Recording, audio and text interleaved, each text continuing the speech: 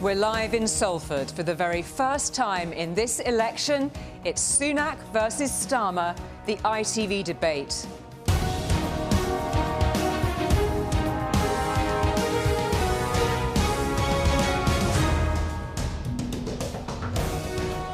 It's the first head-to-head debate in the 2024 general election with these two men who want to run the country, Rishi Sunak and Keir Starmer.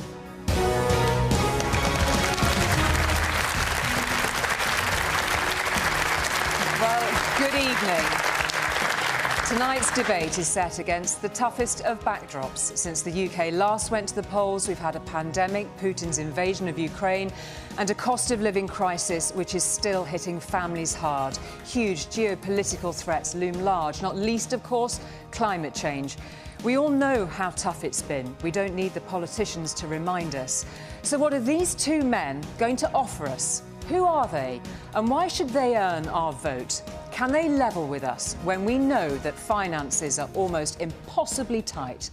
Later tonight, you'll be able to see what other parties are offering when they're interviewed live on ITV1 by Anushka Astana. And the conversation will continue on the national and regional news. But now, let's get on with tonight's debate. Keir Starmer, your opening statement, please. Thank you very much. This election is all about a choice. More of the chaos and division we've seen for the last 14 years, or turning the page and rebuilding with Labour. I have ambition for our country and have a practical plan to deliver it. I've changed the Labour Party and put it back in the service of working people.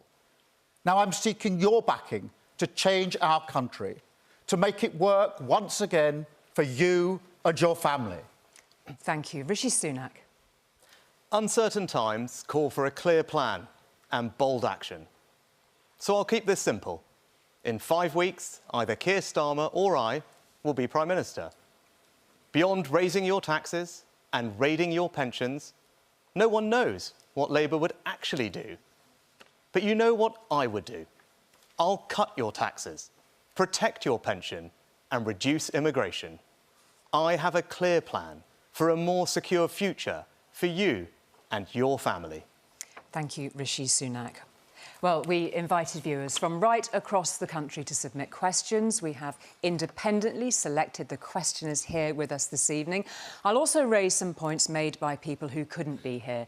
The two leaders don't know what they'll be asked. Also here, people who'll listen to tonight's debate. Some have voted Conservative and Labour in the past and think they will do so on July the 4th. And some have voted for other parties or are undecided. You can join the debate wherever you are by using the hashtag ITVDebate. And just before we go to our first question, a reminder that each leader will have 45 seconds to respond initially. Now, our first question on the cost of living. Paula from Huddersfield. Paula. Good evening, both. I have worked since I was 15 years old, and at the moment I hold a full-time, stable job. My children have left home. In the last few years, I found it very difficult to make ends meet, and the money simply doesn't go far enough. All I do is work to live. My food bill is nearly doubled. I'm in arrears with my bills. I spend my weekends batch cooking so I don't have to turn on my oven in peak times. My savings are gone, and I'm genuinely worried about my future. I don't think you actually understand how this is for people like me. So what can you do about that? Thank you very much indeed, Paula, for your question. Rishi Sunak. Well, Paula, I know how much of a strain the last few years have put on your family finances, the family finances of everyone in our country. And that's why my priority has always been to do what I can to support you. That started with bold action, like the furlough scheme during the pandemic, and more recently, my clear plan to bring inflation back to normal. And now, our economy is growing again, wages are rising, and crucially, we are able to now start cutting your taxes. But I know you're only just starting to see the benefits of that, as you described. So the choice at this election is with my clear plan and bold action to keep cutting your taxes to give you financial security, or put all that progress at risk with higher taxes, £2,000 worth of higher taxes under the Labour Party. Thank you, Rishi Sunak. Keir Starmer. Paula, I'm really sorry to hear the position that you're in. It must be really, really difficult on a daily basis. And there'll be millions of people watching this who feel in a similar position to you, that the cost of living crisis is really bearing down on them with constant worry. I'm not going to pretend that Ukraine and COVID hasn't made things worse, but this government has lost control. Liz Truss crashed the economy. They made it worse here than in other countries, and it's people like you that are paying the price, because if a government loses control of the economy, as they have, it's working people that pay the price. And Liz Truss's advisers are in the House of Lords. She's going to be a candidate at the next election. Rishi Sunak is putting her forward. We've got to stop this chaos, got to stop the division, turn a page and start to rebuild under Labour. Thank you for those opening statements, 45 seconds each. Just to turn to you first, Keir Starmer, the point that Rishi Sunak made is the economy is growing again. The plan is working, is his view. Well, he says the plan is working. He says the plan is working. So the question for him is, why has he called the election now? Because if he thinks things are going to get better towards the second half of this year, why has he called it now? He's called it now because he knows, and I'll ask him this, he knows inflation is going to go back up. He knows energy prices are going to go back up in the autumn. That's what he's not telling you. So he says the plan is working, but I don't think he believes the plan is working, because if he thought the plan is working, he wouldn't have called this election right now. Rishi Sunak. I think it's slightly ironic, because from the moment I got this job, Keir Starmer was telling me, call an election, call an election. And now that we've called an election, he's saying, oh, no, don't have an election, because I don't want to tell you what I'm going to do. And this is the choice. This is the choice for everybody. The plan is working. Of course, I know everyone is only just starting to feel the benefits of it, but inflation is back to normal, wages are growing, taxes are now being cut.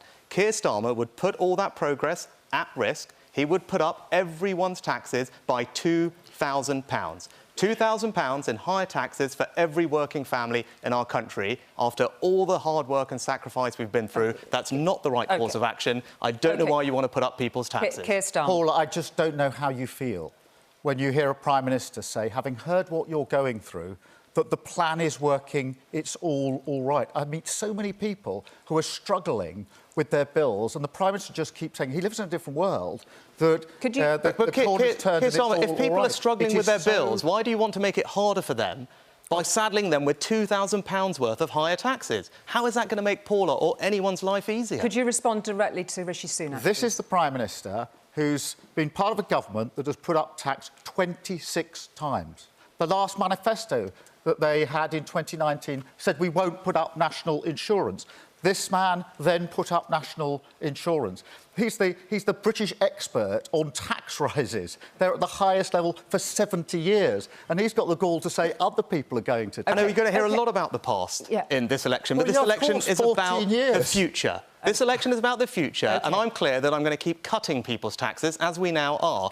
You want to put everyone's taxes up by £2,000, and this is really important. Independent Treasury officials have costed Labour's policies, and they amount to a £2,000 tax rise for every working family. No, this is important. Mark my words. Labour will raise your taxes. It's in their DNA. Your work, your car, your pension. Thank you. OK, you name it, sorry, Labour will tax it. I'm just going to... No, I'm just going to draw breath there a moment, please, gentlemen. We're going to be talking about tax again later on. I just want to bring this part of the debate back very firmly to Paula's question. She made it very clear how hard her life is at the moment. You did acknowledge it, both of you. She spends her weekends batch cooking so she doesn't have to turn her oven on during peak times. There is worry here right before our eyes that were being echoed across the country. One of the key points that Paula says is this: says, I don't think you understand how hard it is for people like me. What are you going to do about it? How do you actually connect with Paula? Rishi Sunak. Well, I'd ask everyone to judge me by my actions. You saw what I did during the pandemic. When disaster struck our country, I implemented the furlough scheme because I knew the impact, devastating impact it would have on people. And you know what? Every week when I'm out and about, someone comes up to me and tells me how furlough saved their family, saved their home, because that's who I am. And I don't want to put that progress at risk. I want to keep delivering financial security by cutting people's taxes. Thank you. Whereas the Labour Party want to keep putting people's taxes up, and that's not going to help anyone overcome the challenges they're facing. Paula wants to know what you're going to do about it. Yeah, well, I think what you put to the Prime Minister is how does he connect? And Paula, what I would say is this. My dad worked in a factory. He was a toolmaker. My mum was a nurse. We didn't have a lot of money when I was growing up, and we were in a position on occasion where we couldn't pay our bills. So I know how that feels. In our particular case, we had our phone cut off because we didn't have the money. So I do know the anguish of worrying when the postman comes with a bill. What is that bill going to be? Can I pay for it? Are you saying I don't think the Prime Minister quite understands the position that you and other people are in. I do want to, if I may, just answer... Please let Rishi Sunak respond to that, please. Because this election is about the future and making people's lives better. Now, I've got a clear plan to ease those anxieties that Paula and everyone is facing, because things are tough. I want to make them easier by continuing to cut your taxes. The difference at this election is Keir Starmer is going to put your taxes up by £2,000. Thank you. So if people are worried about their electricity bill, their food bill... OK, thank you very much. I am going to stop. £2,000 worth of tax rises are not going to help with any of those things. Rishi Sunak and Keir Starmer, I am going to draw a line under this part of the debate. We're going to be talking about tax again later on. And also to both of you, we'll be talking about that. Paula, thank you very much indeed for your question. We're now going to go to the issue of health and social care, which, like some other issues that may come up in tonight's debate, is a devolved area. That means policies set directly in Scotland, Wales and Northern Ireland, and the UK government sets policy for England. So our next question is about the health service, and it's from Janet from Telford. Janet. Thank you. I've interacted more with the NHS lately than the average person. I'm a cancer survivor. My son is a nurse. I recently lost a cousin who was waiting for surgery. No one is brave enough to tell us the truth. The NHS is broken. Be honest with us. How long will it take to fix it? Thank you very much indeed, Janet. Keir Starmer. Janet, I'm really sorry to hear about your own position and that of your relatives. My wife works in the NHS in one of the big London hospitals. My mum was a nurse, my sister was a nurse, so the DNA, it runs through my DNA. And you can imagine just how angry I am that it's been broken, and it has been broken exactly as you describe. It's unforgivable what's happened to the NHS, and to come into power for 14 years and leave the NHS in a worse state than when you found it is unforgivable in politics. And Rishi Sunak stood 18 months ago, Janet, and said that those waiting lists, which are now nearly 8 million, he said he'll get them down. He made a promise. He said he'd be held accountable. They were 7.2 million at the time. Now they're 7.5 million. So they've gone up, and that bears down on the NHS. Rishi Sunak. Well, Janet, thank you for sharing your story, and I'm glad that you've recovered. And I'm sorry for your loss as well. Now, my dad was a GP.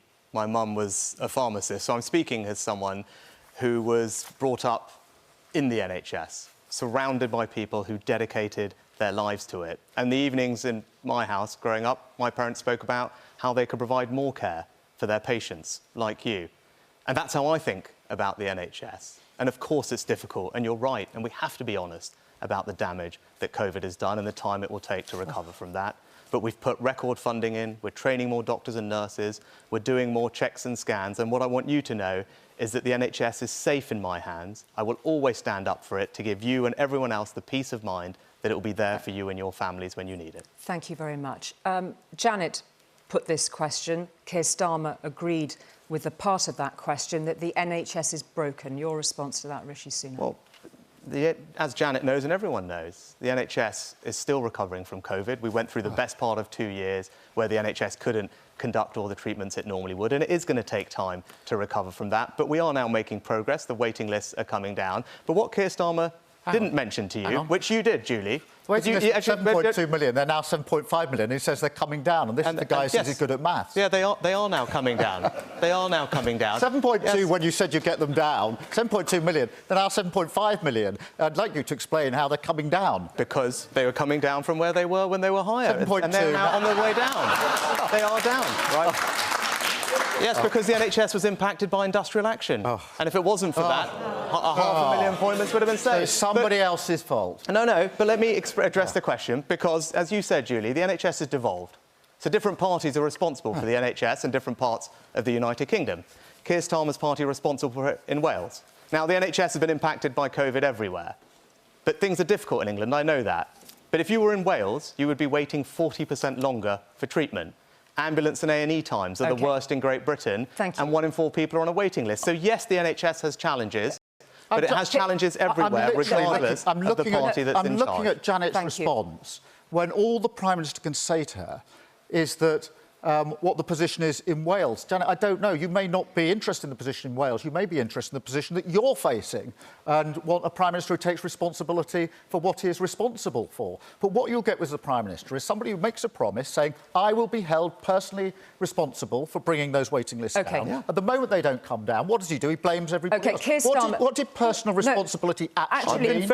Sorry, can I just intervene there and ask very specifically then, Keir Starmer, what would you do about the doctors' strikes that Rishi Sunak raised? Can you answer that very directly to Rishi Sunak? We've got to resolve them, and for months and months and months, the Prime Minister hasn't resolved them. They've been arguing about who gets in the room. You've got to get in the room, you've got to resolve it, because the NHS needs to get back to work. But we've also got to bring down the waiting list. We've got a plan for 40,000 extra appointments each and every week. That's 2 million a year to bring those waiting lists down. They're at a record high. And under the last Labour government, the record was waiting lists right down, satisfaction in the NHS at a record high. That's completely been turned on its head. OK, Rishi Sunak.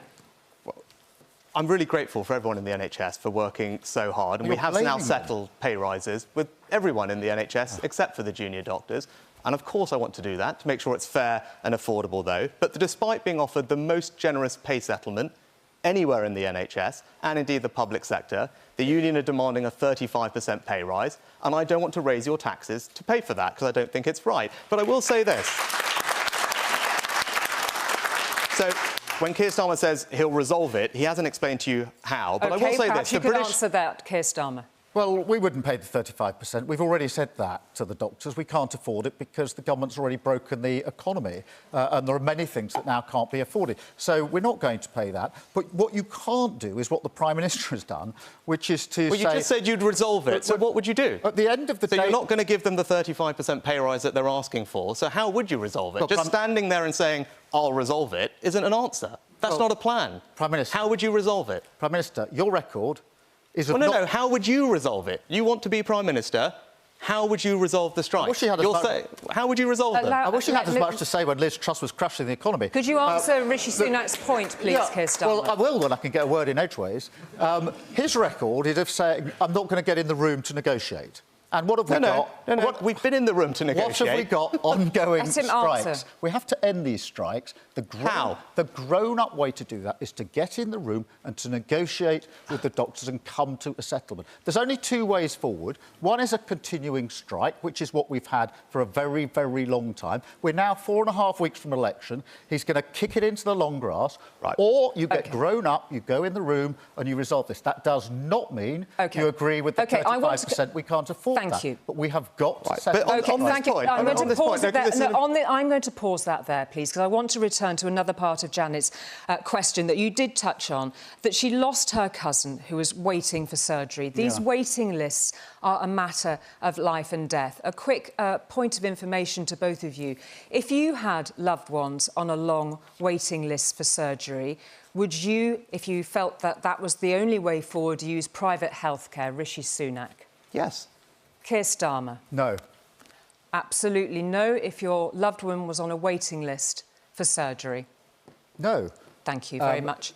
I don't use private health. OK. I use the NHS. That's where my wife works, in one of the big hospitals. As I say, it runs through my DNA. OK, thank you. Thank you. We've had the answers to that very clearly. And I just want to pause there to move on to a different aspect of the debate on the NHS. Everyone knows that fixing the NHS depends on fixing social care. 5 years ago, Boris Johnson was standing where you both are now. He told me there was a plan ready to go on this. We're still waiting. Will you both now commit to a fully funded solution in your manifesto this time round? Yes or no? Rishi Sunak. Yes, well, we've already implemented charging reform. Pilots are in place to implement the reforms. They will be rolled out later this year, fully next year. It'll be fully funded in we manifesto. We've already given social care an extra £8 billion because the pressures are immediate. Thank you. And the pilot reforms are there for charging. OK, we heard that answer. Yes or no? We will have a plan for social care, and like everything else in our manifesto, it'll be fully costed and fully funded. It starts with the workforce because, as you know, one of the biggest problems in social care is that the workforce is fragmented, poor conditions, and many people... Thank you. Well, you talk about the workforce. If I could just pick up on this workforce question, because it is important, because there's no way to get Janet and everyone else the care they need without a workforce. OK. But the British Medical Association has warned that Keir Starmer's pension tax risks an exodus of doctors, because we're talking about doctors from the NHS. OK, we are going to... No, gentlemen, please. It's all joined up. Actually, but it's all joined up, but this is an important point. Thank you very much indeed. We're going to come on to tax very shortly. I am going to say, yes, tax will run through a lot of what we're discussing this evening. We will return very specifically to it. And I just want to stay on the issue of public services and take a quick fire on education. OK, we've had Harry, a message from Harry, who's a teacher just starting out, and Deborah, who has been a primary school head for 40 years. They've both been in touch with us to tell us effectively the same thing, that they cannot believe how bad things are in their sector. They want to know what you can do for them. Rishi Sunak.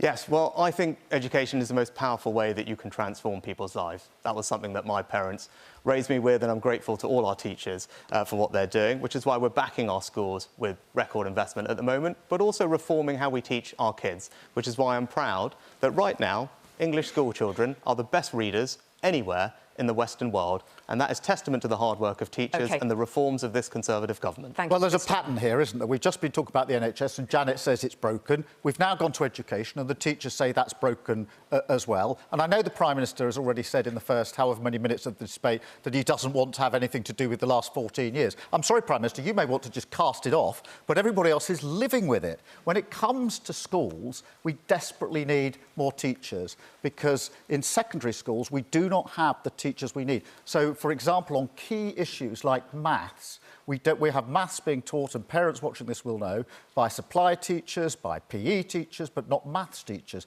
So we would have in place, one of our first steps would be to recruit 6,500 teachers to fill those gaps, which will help the existing teachers who are struggling to cope with the mess that this government has left them in. So tell Rishi Sunak why you're going to raise VAT on private schools to achieve the money that you say you will spend on those extra teachers. Why are you making that choice? Tell Rishi Sunak. Because I believe every child should have the teachers they need in the core subjects like maths. And I think for a child in a state secondary school who doesn't have a core teacher in something like maths is going to live with that for the rest of their lives. It's not a one-year problem or a two-year problem. If they're in their GCSEs, it's for life. And therefore, we will have 6,500 recruits. We will get rid of the tax break on private schools to pay for it. That's a tough choice. I do understand that. It's a tough choice. Rishi Sunak. But I want to make sure that children in our secondary schools get the chances that they need. You've explained the policy. Thank you. Rishi Sunak, if you'd like to respond directly to Keir Starmer. I don't agree with it, because I think people who work hard and aspire to provide that education for their kids should have that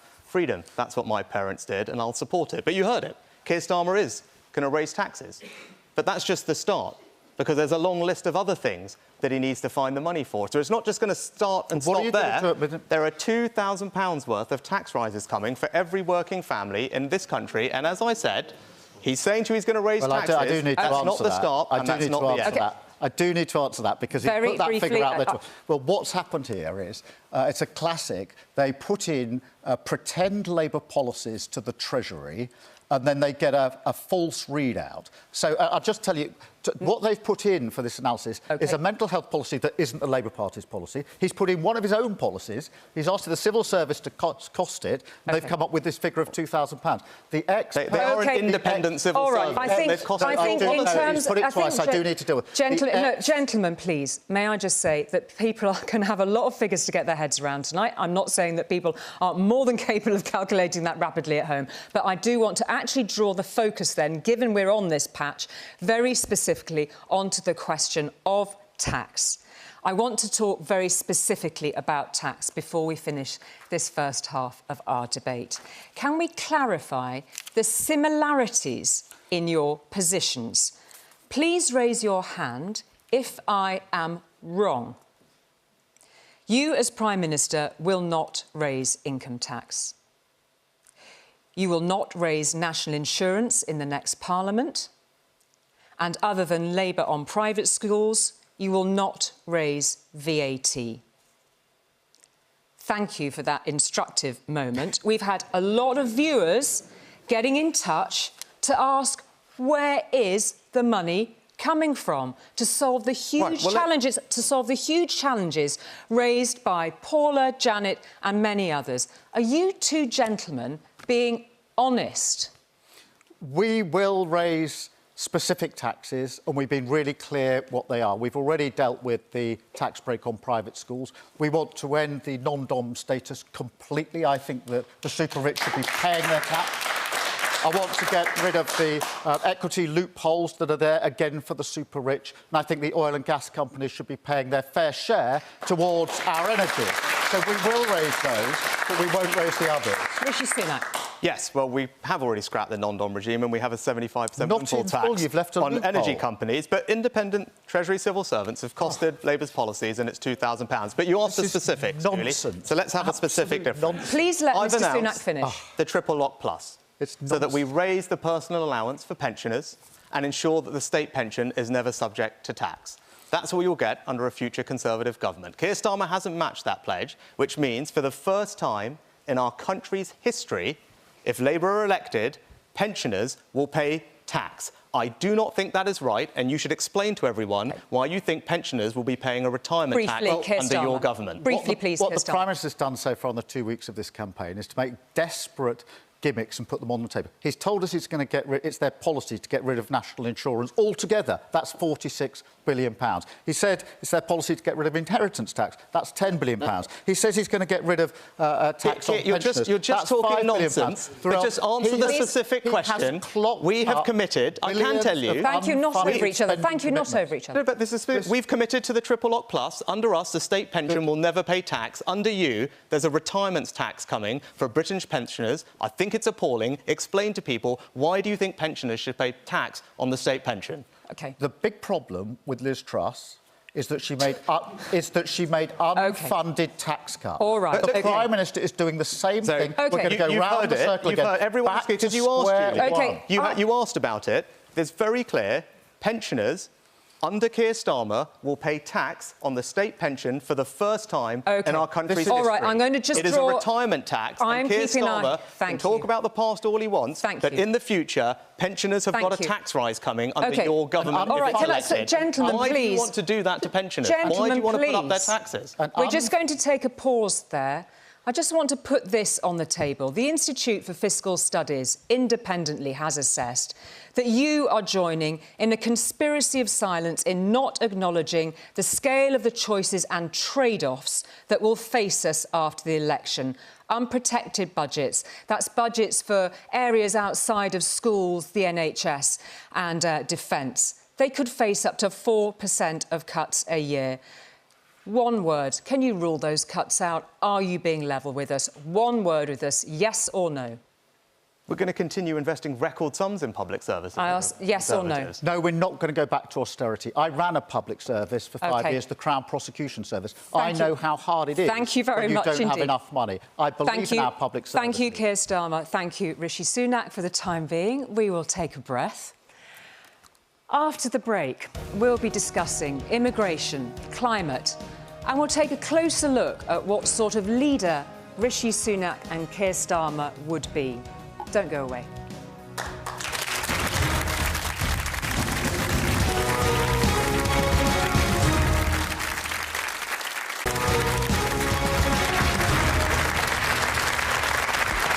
Welcome back to Sunak versus Starmer, the ITV debate. The first half was dominated by the cost of living and public services. Just a little information for both of our candidates here.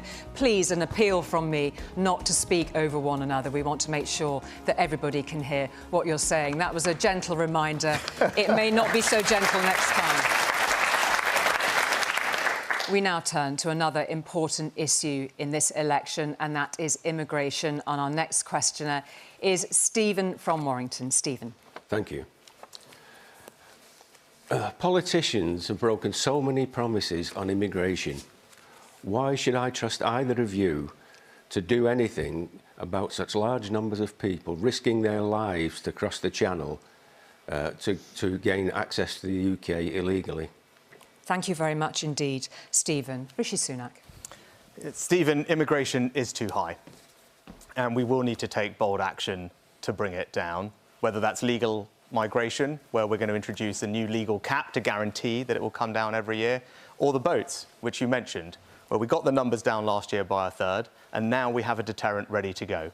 Migrants have been detained, the flights will go in July, but only if I'm your Prime Minister. If Keir Starmer's elected, all those people will be released, the flights will be cancelled, and we will have no deterrent to stop the unfairness of people crossing in boats. So that's the choice for you at this election. Stick to our plan, and illegal migrants will be on those planes. With Labour, they will be out on our streets. Thank you very much, Rishi Sunak. Keir Starmer. Well, Stephen, the levels of migration are at record highs.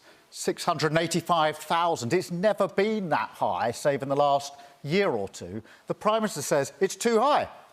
Well, who's in charge? Who's in charge? He's the most liberal Prime Minister we've ever had on immigration. We've never had numbers like this before. And he says that you can believe him on the boats. Nobody should be making that crossing across the Channel. 18 months ago, the Prime Minister made a promise. He said, just like the NHS promise, he was personally accountable for it, that he would stop the boats.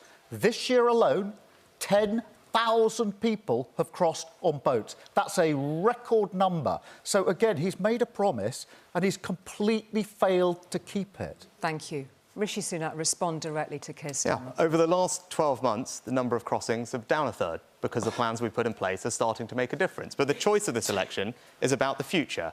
I believe you need to have a deterrent. The only way to stop this problem is to say to people who come here illegally, they cannot stay and they will be removed. If I'm your Prime Minister, the planes will go to Rwanda, we will have a deterrent. So the simple question for Keir Starmer is, what will you do with people who come here illegally? What will you do with them? Well, very simply, what will you do with them? That's what I'm going to do. We'll have a deterrent. What are you going to do? We need to smash the gangs that are running this vile trade, making a huge amount of money, putting some of the most vulnerable people in boats across the Channel. They're making a fortune. Before I was a politician, Stephen, I was the Director of Public Prosecutions, and I worked with the police and prosecutors in other countries to bring down terrorist gangs who are running across borders. I do not believe it's impossible to bring down these gangs. What I won't do is engage in an expensive gimmick, the Rwanda scheme. If he believed it was going to work, he wouldn't have called an election before it can be tested. He wouldn't have done it. So, Keir Starmer said, smash the gangs. We put new laws in Parliament that have now led to almost 1,000 criminals and people smugglers being arrested, serving hundreds of years in jail. Because we do need to smash the gangs. Keir Starmer voted against those laws. So, as ever, you say one thing here, but your track record says something completely different, and you can't be trusted to tackle immigration. Well, so why are the numbers this year 10,000 record numbers? Why is that? Because this is a challenge. This is a growing challenge, but I've got a plan to deal with it because I'm going to put people on planes. What are you going to do with them? I can tell everyone what I'm going to do. You might not like it, but I've got a plan because we've got to have a deterrent. What are you going to do? Just tell everybody.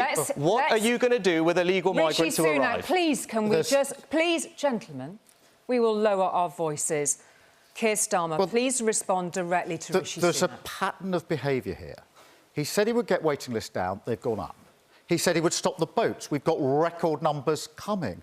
The promises he makes are not worth the paper they're written on. His plan is failing. We do have to deal with this problem, Stephen. We absolutely have to deal with it. We have to smash the gangs that are doing. I will never accept that the only criminal gangs that can't be taken down are these vile gangs. I've taken down terrorist gangs in my past. I've seen how it's done. I know it can be done. We'll have a border security command if I'm Prime Minister, and we will get that done and stop this vile trade and those boats coming over with very vulnerable people. Thank you very much. I'm just going to call a pause there. Thank you very much. A very specific question to you, if I may, Rishi Sunak, and that is on the European Convention on Human Rights.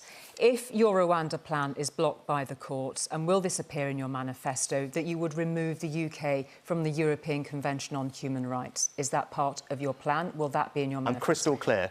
I believe all our plans are compliant with our international obligations, but if I am forced to choose between securing our borders and our country's security or a foreign court, I'm going to choose our country's security every single time. So that's a yes. Excuse me, can I be clear? That is a yes. I've been crystal clear. I will choose our country's security ahead of membership of a foreign court every single time. Very clear answer. Keir Starmer, respond to that directly to Rishi Sunak, please. No, if I'm Prime Minister, we will not pull out of international agreements and international law, which is respected the world over. Because I want the UK to be a respected player on the global stage, not a pariah who doesn't agree with international law. And those laws were put in place after the Second World War, after the horrors of the Second World War, when all governments, all countries came together and said, never again. And it was a Conservative government. Churchill's fingerprints are on this instrument. So important was it for the Conservative Party. This Conservative Party is a million miles away from the Conservative Party of old. I have a direct question to put to you, Keir Starmer. You sound quite similar, just to confirm for both of you, on the issue of safe routes. Are safe routes for people crossing the Channel not the answer? Keir Starmer. Well, I don't think anybody should be crossing the Channel. In relation to some countries, I do agree with safe routes. So, for example, well, just give me the example, Afghanistan, where everybody will observe the terrible scenes when the Taliban took over, and people who'd risk their lives to interpret for our forces, etc. I thought they should be allowed to come here to safety, and I supported the safe routes for them to do so. There are circumstances where I do believe that's the right thing to do. Ukraine is another example. We just need to keep this brief. Yes or no to safe routes for those crossing the Channel? Of course we should have safe routes, but when we've controlled our borders, we will be able to have a conversation about the right number to accept. We've been a very generous, compassionate country. But we talk about European conventions. 20 European countries almost now have agreed with my approach, believe that you need to be able to return people to a safe country, otherwise you can't solve this problem. We still haven't heard from Keir Starmer, and this is meant to be a debate about the future. I will put people on planes to create that deterrent. Multiple other European countries agree with that. What will you do with illegal migrants who come here? What will you do with them? Well, would you consider processing asylum claims in a third country, Keir Starmer? Yes, if that was possible to do it in compliance with international law, of course. But just let me deal with this, because... So you do now agree? So you... now, you've just changed your mind. I thought we were not going to talk over each other. So you do now agree with third country deals? Thank you very much. Could I just get a word in edgeways? Mr Sunak. Mr Starmer.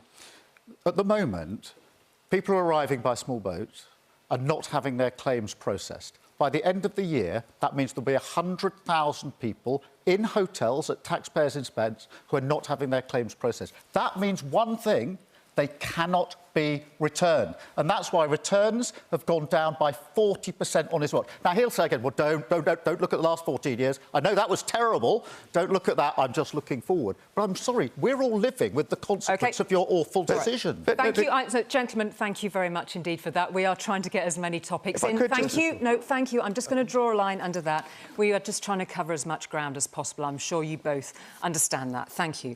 We're going to turn now to our fourth question from Omar from Manchester. Omar. Thank you. I'm worried about the UK's lack of leadership on the world stage. I want our PM to be strong enough to take a stand even when it's hard. So what should happen next to stop these awful scenes we're seeing in Gaza? Thank you very much indeed for that question, Omer. And that question there, it has a wide range to it, but very specifically, it is about the Hamas terrorist atrocities of October the 7th and then what unfolded after, the scenes of which we see on our television news every evening. So I'd like you both, please, to address that particular situation. A lot of people have been very uncomfortable with the stance that both of you have taken on this. How would you respond? First to Keir Starmer. Well, Omar, the situation in Gaza is intolerable. It's catastrophic. Tens of thousands of people have been killed, a disproportionate number of women and children. So, Omar, what we need now is a ceasefire, a cessation of the hostilities straight away. And for these purposes, which is really important because it's a very grave situation, firstly, we have to get the hostages out. They've been held for a very, very long time, and I dread to think that the state they're in. Secondly, we desperately need humanitarian aid into Gaza, but desperately, it's catastrophic. Thirdly, and this is where the leadership piece comes in, we have to find a path to a lasting resolution. That has to be a two-state solution, and we need to show leadership on that. And I know that if we're elected into office, if we're humble enough to serve, that will be my solemn duty. Rishi Sunak.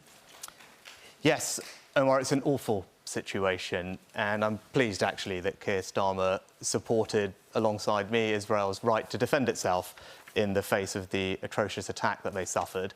But right now, you're seeing that US have put a deal on the table, which we strongly support, together with our allies, to bring an immediate end to the hostilities, release hostages, get more aid in, and then build towards a lasting settlement with a two-state solution.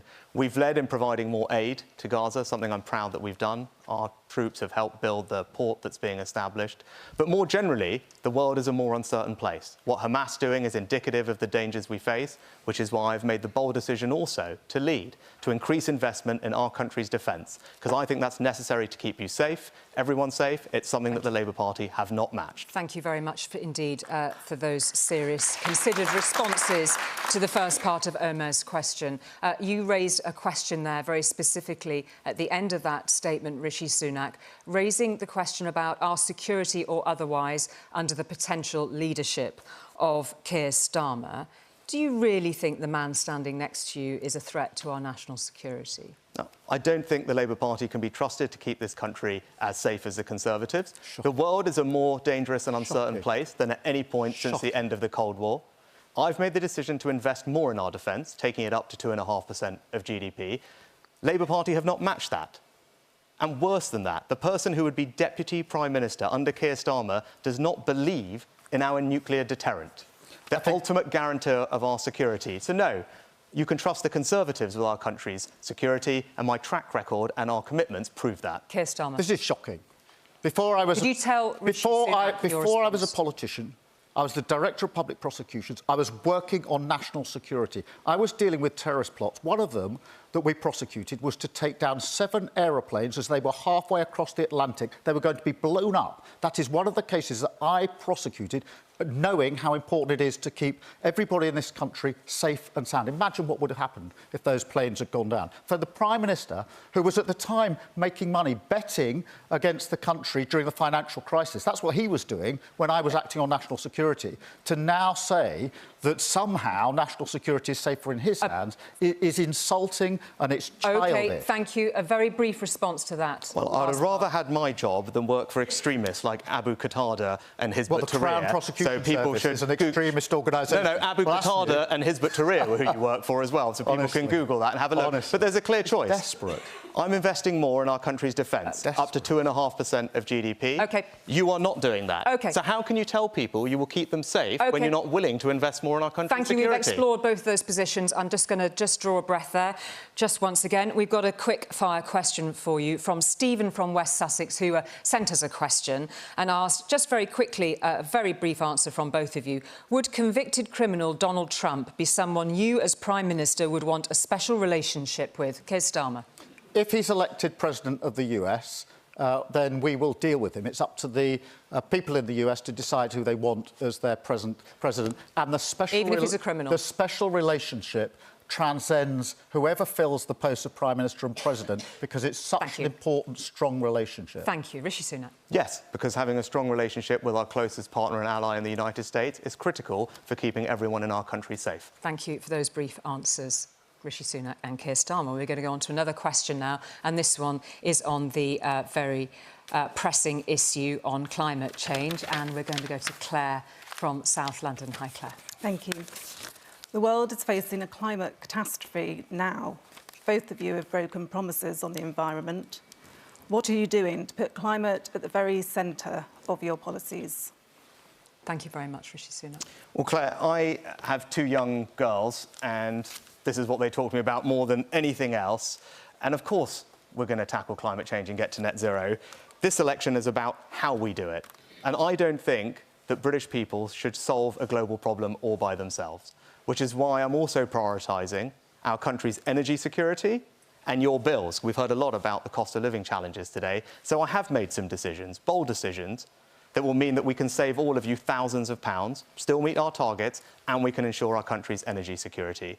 The contrast is clear at this election, because Keir Starmer will reverse all of the changes I've made. That's going to cost everyone and you thousands of pounds, and make our country less energy secure by banning North Sea energy. OK. And that, I don't think, is a right course for our country. Rishi Sunak, thank you. Keir Starmer. This £2,000 he keeps saying it's going to cost is absolute garbage. We won't go into the details of it. But, Claire, let me address your point, because this is really important. A transition is coming that's very important when it comes, for example, to energy, a transition to renewables.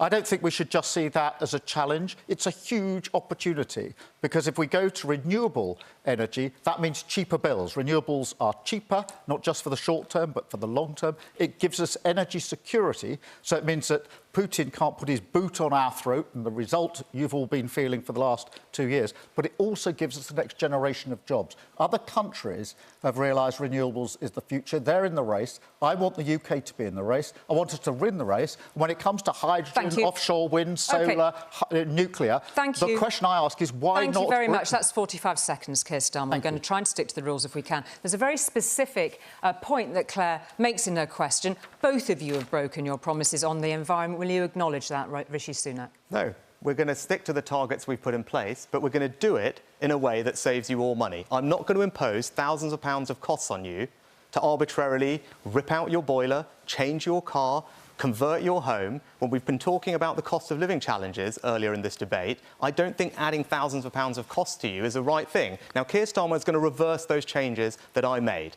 So everyone is facing thousands of pounds of higher bills. That is the choice at this election. Let Keir Starmer respond to that and address the issue of broken promises. Well, please respond directly to what... It's hard to respond because he's making it up as he goes along. But let me do the best that I can, because the promise I made was clean power by 2030. It's one of my 5 missions, Claire, one of the most important things that I want an incoming Labour government with a driving sense of purpose to achieve. Clean power by 2030. That's the promise I've made. That's the promise I'll keep. It'll be in our manifesto. It'll be fully costed and fully funded. But the Prime Minister is slowing down on the climate change. The problem with that is not only is that inconsistent with our obligations, it will cost more in the long run. OK, let Rishi Sunak respond to that. So it's completely head-in-the-sand stuff. Keir Starmer is going to reverse the changes I made. To install a heat pump now, if you don't need to, costs about £7,000 or £10,000. To convert your home, again, if you're in a terraced house in Darlington, £10,000.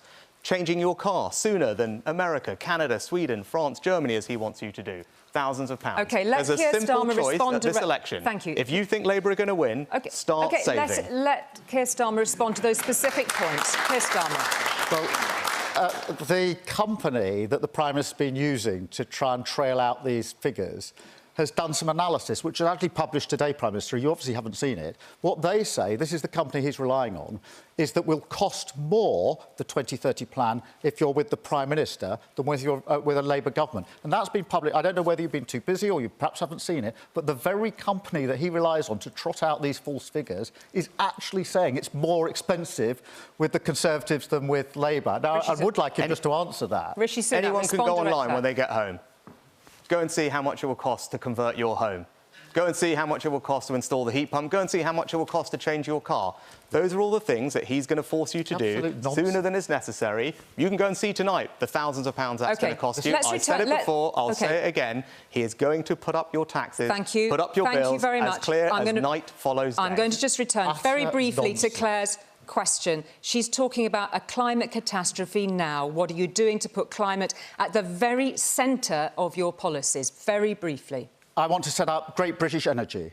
This is a publicly owned company that will generate energy, that will have investment alongside it. It'll be owned by the taxpayer, making money for the taxpayer, and drive us to renewables so that we can have lower bills, secure energy, and the jobs of the future. I also think that we should insulate our houses because I think people are paying far too much in their bills, and and that was a project that was started 10 years ago and cancelled under the Conservatives when they said cut the green crap. We've lost 10 years. I'd get on with it and get your bills down because people are fed up with energy bills that have gone through the roof. Thank you very much indeed for that. We've got another question, a very important question from Miles from Ilford for both of you. Now, hey, Miles.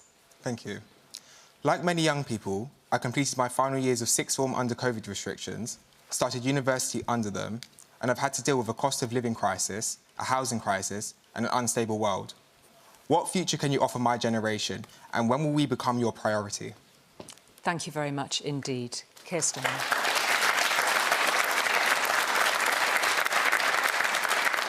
Well, Miles, what I think is really important is that you have the further education opportunities that you need, whether that's university or technical skills. I think either are perfectly, they're equivalent, they're really important. My dad was a toolmaker, so he went down the skills route. I was the first, as it happens in my family, to go to university. So we would ensure that those jobs are there for you, for the future, that you have the opportunity to get on. We'll build the houses so you don't have to be, 30-something, 35, 36 before you own a house under this government. But what I won't be doing is sending you on national service, some sort of teenage dad's army, which would be what the Prime Minister would say. Forget going on to university. He wants to send you off to do national service. Thank you very much, Keir Starmer. Rishi Sunak. You know, we have an enormous amount to be proud of as a country, but we do need to do more to make sure our young people, like you, Miles, get the opportunities that they deserve. So that's why we will introduce a modern form of national service. And I think it's going to be transformational for young people in our country, giving them the skills and opportunities they need to succeed in life, fostering a culture of service in our society, bringing it together, but also strengthening our resilience and security for the future. And I think it is going to be something that's incredibly positive. But beyond that, I want you to have financial security.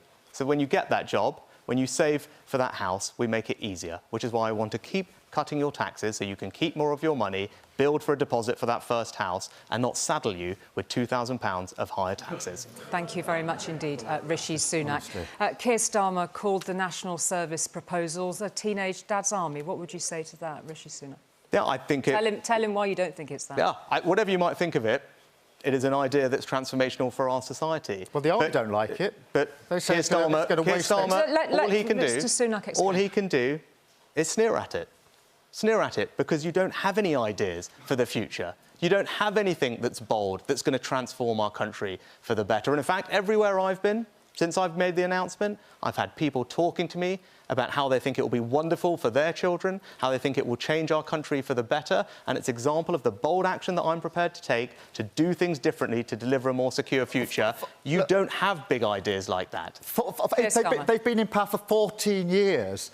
And after 14 years, with a few weeks to go before the election, they come out with this desperate idea. If it was such a brilliant idea, why for 14 years has your government not lifted a finger to do it? It's a desperate attempt. Now the election's being called to get some attention to put something on the table. The other thing I would say is this. It is very important, Miles, is that the money the Prime Minister says he's going to use for this national service, he's going to take away from levelling up. Remember that promise in 2019, we're going to level up? When I was going to use the money for national service and the army say, and the military say, this isn't going to help us because we don't have the wherewithal to train people and it'll take away from our own budget. Rishi Sunak to respond. It's not thought through, it's not sensible, it's desperate. Could you respond very specifically on those points? Actually, having spoken to lots of people from the armed forces, they're very supportive of the plan, and they think it will do brilliant for them over time to attract people into the armed forces. And actually, the money that we spend on levelling up is partly spent on spreading skills and opportunities for young people. And I think this is the best way to do it. But again, you've had 14 years with nothing to do but think about the future, but you have nothing to say about it, and all you can do is talk about the past. And it's clear, there are no big ideas here. If we want to transform our country for the better and deliver a secure future, you've got to have leaders who are prepared to do big, bold things. Rishi Sunak saying you're stuck in the past, Keir Starmer. On the one hand, he says these are all the big ideas that Keir Starmer's coming up with and they'll cost a fortune. Then he says he hasn't got any big ideas. I do appreciate why he doesn't want to talk about the last 14 years. He's ashamed of the last 14 years. He's not said tonight in this debate one thing saying, this is our proud record, vote for me because we've got a great record. He can't say that. He can't say vote for Conservatives because we've got great leaders, burnt through 5 Prime Ministers. So all he can do is say, please look at the future. Please don't look at what we've done in the last 14 years. Thank you. We cannot have 5 more years of this. Got to draw a line, we've got to turn a page and start Thank you very much. Labour. Okay, and Miles is listening very patiently to all of this, and I want to root this in his question, whatever the to and fro on that issue may have been between the two of you. You're both homeowners. The most common living arrangement for 18 to 34-year-olds is living with their parents. Do the young need to change their expectations of home ownership now? Do we have to be realistic about this? The young people of this country deserve some honesty. Rishi Sunak. Yeah, it is too hard to own your own home, and I want everyone to feel what I experienced when I got the keys to my first flat, because it's a very special feeling, and we need to make it easier. And that's why we've delivered 1 million homes in this Parliament, and we'll keep building homes in the right place, but not concreting over the countryside as Labour would do. But crucially, we need to make it easy for you to save for that deposit. And that's why I want your hard work to be rewarded. I don't think we should be taxing you more, because that's just going to make it even harder for you to get on the property ladder. Thank you. Keir Starmer, on this specific point. I think what you raise is really important, because for young people, the dream of home ownership has all but gone. The average age for owning a home now, Miles, is late 30s. That's shocking, because I know what your own roof over your head means for an individual. It meant the world to me when I was growing up. So we will build 1.5 million homes. Picking a number requires a plan. And if those homes are going to be built, we're going to have to change the planning laws to make sure we can get on with it. We're going to have to make sure our mayors and combined authorities have the powers they need to put the homes in the places. And we need to make sure the amenities are there, the schools, the health clubs, etc., to support those homes. So we've got a clear plan to deliver on the homes that will make sure, Miles, that you get that chance for the dream far earlier than you do under this failed government. All right, thank you very much indeed. There was so much that was in the question from Miles. Thank you very much indeed for that. And we're just going to come now to a final quick-fire question. It's been a pretty serious evening in terms of what we've discussed so far. Just to both of you, apparently there is another big contest on this summer. For many, it's the biggest contest, and that is, of course, the Euros. We know you're both football fans. You are not the only leaders under pressure to win, and sometimes accused of not being exciting enough. So here, slightly with my tongue in cheek, if you'll forgive me, both of you, is a question that we've literally just had in from Gareth, who's on his way to Germany. What is the best leadership approach? Play it safe or take some risks and go for the win? What would be your leadership style? Rishi Sunak, quickly. Well, not to give advice to Gareth Southgate, who, when I met him, we did discuss who had the worst job in Britain in terms of other people giving you their opinions. But I say you need to have a clear plan and you need to take bold action, because you don't do anything without those things. Thank you very much, Rishi Sunak. Keir Starmer, briefly. Game plan, good squad, and he's got both of those. I really think England are going to do really well this year. He's got a fantastic team, and I'm really... Do you be radical or do you play it safe? Sorry?